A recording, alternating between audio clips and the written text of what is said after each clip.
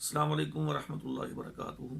حلالے کے متعلق بھائی نے پوچھا ہے کہ حلالے کے متعلق شریعت کا کیا حکم ہے۔ دیکھیں میرے بھائیوں، پہلی بات تو یہ ہے کہ یہ جو مروجہ حلالہ ہے نا، یہ تو اسلام کے اندر ہے ہی نہیں، سراسر یہ بے غیرتی ہے اور قبیح ترین عمل ہے، ہاں جی، اور بلکہ لعنت ہے ایسا کام کرنے والے پر اور کروانے والے پر۔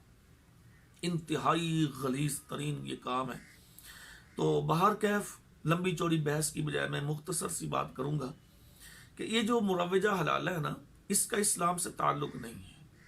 پہلی بات تو یہ ہے کہ یہ کوئی بندہ بھی ذرا اپنے دماغ سے، اپنے ذہن سے سوچے، ہاں جی، کہ اپنی عورت یا اپنی بیٹی، ہاں جی، یا اپنی ماں یا اپنی بہن کسی آدمی کو عارضی طور پہ 3 دن کے لیے دے، یار کوئی غیرت گوارا کرتی ہے بندے کی؟ بندہ تو ویسے ہی مارنے کے لیے تیار ہو جائے گا کہ یہ تم بات کیا کہہ رہے ہو۔ تو کیا اسلام ہمیں اس قسم کی تعلیم دیتا ہے؟ جو اسلام ہماری چادر کا، ہماری عزت کا، ہماری عصمت کا، ہمارے گھر کا، جو اسلام ہمیں تحفظ دیتا ہے، اسلام ہماری حفاظت کرتا ہے، ہاں جی، اور وہ اسلام ہمیں یہ دعوت دے گا کہ تم اپنی عورتوں کو کسی اور کے پاس 3 دن کے لیے، 4 دن کے لیے، 2 دن کے لیے بھیج دو۔ اللہ کا خوف کرنا چاہیے، شریعت کو مذاق نہیں بنانا چاہیے۔ اور یہ لوگ کیا جواب دیں گے اللہ تعالیٰ کو کل قیامت کے دن، جن لوگوں نے اسلام کے اندر اسلام کے نام لے کر اس قسم کی بے حیائی کو فروغ دیا ہے۔ انتہائی غلیظ ترین ہے وہ آدمی جو یہ عمل کرتا ہے اور کرواتا ہے، چونکہ اس کے اوپر اللہ کے نبی صلی اللہ علیہ وسلم نے لعنت فرمائی ہے۔ تو باقی میرے بھائیوں، اس کا اسلام سے تعلق نہیں ہے، حرام ہے، نجائز ہے۔ یہ میں چند ایک چیزیں آپ کے سامنے رکھتا ہوں، ذرا آپ خود موازنہ کر لیں۔ کہتے نہیں جی یہ حلالہ اسلام کے اندر ہے۔ اسلام کیسے اسلام کے اندر ہے؟ کیسے اسلام کے اندر ہے؟ ذرا موازنہ کریں آپ اس چیز کا۔ جو شرعی نکاح ہوتا ہے، شرعی نکاح، جو شرعی نکاح ہوتا ہے، سبھی مسلمان جانتے ہیں کہ اس کا کیا طریقہ کار ہے۔ شرعی نکاح کے لیے ایجاب و قبول، اچھا، شرعی نکاح کے لیے ہاں جی حق مہر، شرعی نکاح کے لیے گواہان، شرعی نکاح کے لیے ولیمہ، شرعی نکاح کے لیے ہاں جی وہ یعنی کہ جو شرائط ہوتی ہیں وہ کچھ لکھی جاتی ہیں۔ شرعی نکاح کے لیے ولی کا ہونا ضروری ہے۔ یعنی یہ چند ایک چیزیں ہیں جو شرعی نکاح کے ساتھ لیے ضروری ہوتی ہیں۔ اچھا، اب ذرا مجھے بتائیے، کیا کبھی کسی حلالہ کرنے والے نے یا کروانے والے بے ایمان نے ہاں جی کبھی یہ کہا ہو کہ جی آج میں جناب حلالے کا نکاح کرنے لگا ہوں؟ ہاں جی، اس نے اعلان، شریعت تو یہ کہتی نا، میں اسلام تو یہ کہتا نا کہ نکاح کو اعلانیہ کرو، سب کو بتاؤ، محلے میں پتہ ہو، رشتہ داروں میں پتہ ہو، برادری میں پتہ ہو، لوگوں کو پتہ ہو کہ جی آج اس بندے کی شادی ہو رہی ہے، اس کا نکاح ہو رہا ہے۔ اس کے لیے باقاعدہ کارڈ وغیرہ چھپوائے جاتے ہیں، لوگوں کو دعوت دی جاتی ہے۔ یہ ہمارا جو معاشرہ ہے اسلام میں تو خیر یہ کارڈوں والا تصور نہیں ہے، لیکن اس میں اعلان کرنے کا تو نام ہے نا اسلام کے اندر۔ یہ اسلام یہ تو کہتے ہیں وہ اعلان کرو نکاح کے بارے میں۔ کیا کبھی کسی مولوی صاحب نے اعلان کیا ہو کہ جی حضرات آج فلاں فلاں جو ہے نا اس کا نکاح حلالہ ہو رہا ہے؟ کوئی ڈوب کے مرنا چاہیے شرم کے ساتھ۔ اچھا، اس کا مطلب یہ ہے کہ یہ خفیہ ہے، اور خفیہ نکاح سے اسلام ہمیں روکتا ہے، منع کرتا ہے، کیونکہ اسلام تو ہمیں اعلانیہ نکاح کی دعوت دیتا ہے۔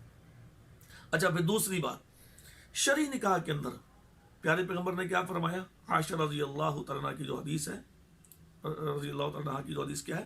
لا نکاح الا بولی، کہ ولی کے بغیر نکاح نہیں ہے۔ حلالے میں کون ولی ہوتا ہے؟ پہلی بات تو یہ کہ حلالے میں ولی، اچھا جی یہ اس کا صاحب کا شوہر، یہ اس کا کیا لگتا ہے بھائی؟ اب یہ اس کا شوہر کیسے، اس کا ولی کیسے بن گیا؟ ولی تو باپ ہوتا ہے، یہ اس کا باپ ہے؟ یا ولی اس کا دادا ہوگا، یہ اس کا دادا ہے؟ یا ولی اس کا بھائی ہوگا اگر باپ دادا نہیں ہے، یہ اس کا بھائی ہے؟ شرم کی بات کرنی چاہیے بھائی۔ لا نکاح الا بولی، ولی کے بغیر نکاح نہیں ہوتا۔ اور یہ کون ہے اس کا ولی بن کے اس کا نکاح آگے کرنے والا؟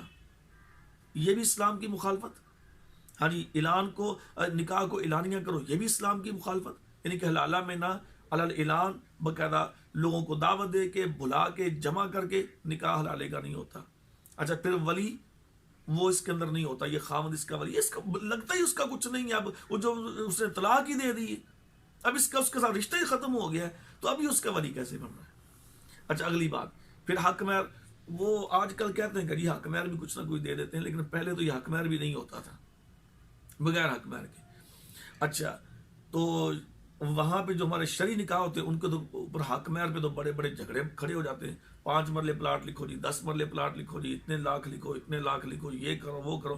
کیا کبھی اس حلالے والے نکاح کے اوپر بھی اس قسم کی شرطیں یا اس قسم کے مطالبات کیے جاتے ہیں؟ کبھی بھی نہیں کیے جاتے۔